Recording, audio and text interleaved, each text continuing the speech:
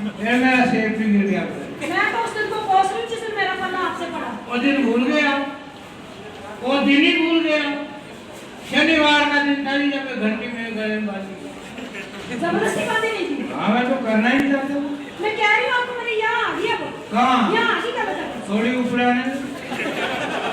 जिस तरह से आज का युवा नशे की तरफ दिन प्रतिदिन बढ़ता जा रहा है और अपने साथ साथ पूरे राष्ट्र का भविष्य खतरे में डाल रहा है, उसी को मद्देनजर रखते हुए आज रोडू के न्यू बस स्टैंड में राष्ट्रीय स्वास्थ्य मिशन के तहत लोगों को नशे के प्रति जागरूक किया जा रहा है। धन्यवाद आप लोगों का, आप लोगों ने इतना वक्त दिया जानकारी को हासिल करने के लिए।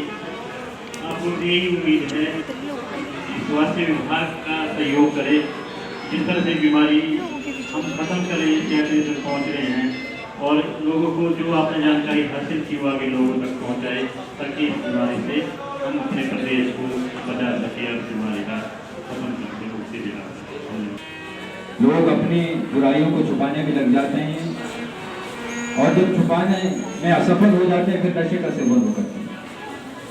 इससे एक बीमारी को पहले दूसरी और लगा बैठते हैं। इसलिए आपसे मेरी प्रार्थना है, निवेदन है कि हॉस्पिटल में जाए, वहाँ काउंसलर भी बैठे होते हैं, परामर्शदाता भी वहाँ पर होते हैं। अगर कोई वाकई ऐसी कोई बीमारी निकल जाती है आदमी की, तो उसको वो समझाते हैं कि इसका इलाज है, पूर्ण तौर पर आदमी स्वस्थ हो सकता है। और हमारा तो ये लक्ष्य भी है, सरकार का विभाग का ये लक्ष्य है कि सन 2023 तक इस टीबी को अपने प्रदेश से हमने बढ़ाना है। और वो तभी संभव हो पाएगा यदि हम जागरूक होंगे। कोई ऐसा व्यक्ति हमको गांव में दिखता है, लगातार उसको 2 हफ्ते से ज़्यादा खांसी हो गई है, उसका वजन घट रहा है, कमजोर है, पसीना आता है, सीने में दर्द है, तो आप तुरंत उसको हॉस्पिटल ले जाएं। हॉस्पिटल में जाकर उसकी जांच करवाएं, खून की जांच करवाएं, बलगम की जांच करवाएं। अगर डिटेक्ट हो जाता है कि वाकई उसको दबाने के, तो 6 महीने तक दवाइयाँ निरंतर उसको खाने के लिए प्रेरित करना है। जब निरंतर वो दवाइयाँ खाएगा तो वो स्वस्थ हो जाएगा, नॉर्मल उसका जीवन हो जाएगा। हाँ, जो दवाइयाँ पहले से ले रहे हैं उसमें कोई ब्रेक नहीं होनी चाहिए। अगर ब्रेक हो जाएगी तो फिर जो 6 महीने में ठीक होने वाला इंसान है उसको 2 साल भी लग सकते हैं। फिर दवाइयों की डोज भी डबल हो जाती है, दवाइयाँ भी ज़्यादा हमको लेनी पड़ती है और फिर परहेज भी ज़्यादा हमको करना पड़ेगा। तो इसलिए आपसे मेरी प्रार्थना है, निवेदन है कि इस रोग को हमने अपने प्रदेश से भगाना है और भगा कभी सकते हैं। अजी ये क्या डगमगाते हुए आ रहे हो? क्या डगमगा? पूजा का सामान लाए? पूजा करके आगा भगवान दिख ली। देखिए पंडित जी आए हैं। क्यों आए? किसने बुलाया? अजी कहा था आपको कि पूजा रखी है। गाय की? यजमान जी मैं बताता हूँ, मेरी तरफ तो देखो। यजमान जी ऐसे वैसे तो मैं कभी किसी के घर जाता ही नहीं हूँ। अब कैसे जाते? घोड़े में? अरे घोड़े पे आप नहीं जाते, पहले जाते थे। अब तो सरकार ने सड़कें बना रखी है, सुंदर बसें चला रखी है, अच्छे ड्राइवर कंडक्टर रखे हैं। अब मैं घोड़े पे क्यों जाऊँ? लेकिन एक बात बताऊँ, वैसे मैंने कहा ना कि नहीं जाता कहीं। वो तो यजमानी जी कल मेरी गरीब कुटिया में आई और इन्होंने कहा कि आज मैं आपके घर में आके पूजा पाठ करूं, इसलिए आया हूँ। यानी मेरी धर्मपत्नी कल आपकी गरीब कुटिया में, बिल्कुल और आज आप मेरे घर। हाँ। ये माजरा कब से चल रहा है भाई? अजी क्या कह रहे हो? कुछ तो शर्म कीजिए। क्या शर्म की? तो मैं गई थी पंडित जी को बुलाने। क्यों गई?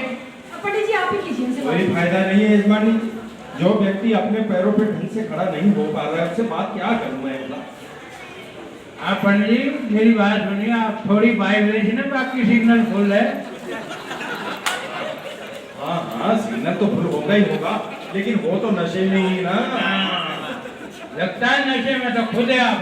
क्या बात करते हैं यजमानी जी, मैं तो वहाँ जाता भी नहीं जहाँ नशा होता है। मुझे कहते आपको कह रहा हूँ और क्या। अब किसकी जनानी का पर्स ले आए? थोड़ा ब्रेकफास्ट होगा। अच्छा, ब्रेकफास्ट के टाइम आप झगड़ा करते हैं? आप फिर लंच कैसे होता है आपका? आइए कभी आप। नहीं धन्यवाद। वो हम जानते हैं प्रधान जी कि कैसे लंच होता है और कैसे डिनर होता है। कोई बात नहीं, छोड़िए। ऐसा है कि अगर हम मिल बैठकर छोटे छोटे मुद्दों को घर में सुलझा देंगे तो आगे नहीं बढ़ेंगे। जब आगे नहीं बढ़ेंगे तो सुख शांति होगी, समृद्धि होगी, और जो भी काम हम कर रहे हैं उससे हमारी तरक्की होगी, और तरक्की होगी तो आर्थिक हमारी जो है वो शक्ति बढ़ जाएगी। कोई बात नहीं, मैं इनको समझाता हूँ आपको। भाई साहब, बात ये है कि आपको कोई ऐसा दुख है, कोई आपको ऐसी समस्या है जिसके कारण आप ये नशे का सेवन करते हैं? बिल्कुल सच बताना, झूठ मत बोलना। हाँ। मैं आपको बताता हूँ, 2-3 हफ्ते हो गए खांसी, रात को सोई जाती, पूरी छाती में दर्द। अच्छा। तो आपने जांच नहीं करवाई अपने बलगम की थ्रू की? आज गया था जी हॉस्पिटल हाँ, तो में, फिर? इसी दुख में थोड़ी नहीं, इस दुख में दुख इनको हमेशा ही दुख होता है जी। अरे सुनो मेरी बात, हॉस्पिटल में जाने से दुख हो जाता है क्या? आपने जांच करवाई अपनी? जांच कर- रिपोर्ट आ गई आपकी? कल के लिए बोला है। तो फिर क्या था, आपको क्यों दुख हो रहा है इस बारे में? आप क्या पता कैसी रिपोर्ट आती है। अरे सुनिए मेरी बात सुनिए, आप हॉस्पिटल में गई, वही तो जागरूकता है। जागरूकता के अभाव में तो हम अंधेरे में, और ये बीमारी आगे से आगे बढ़ रही है।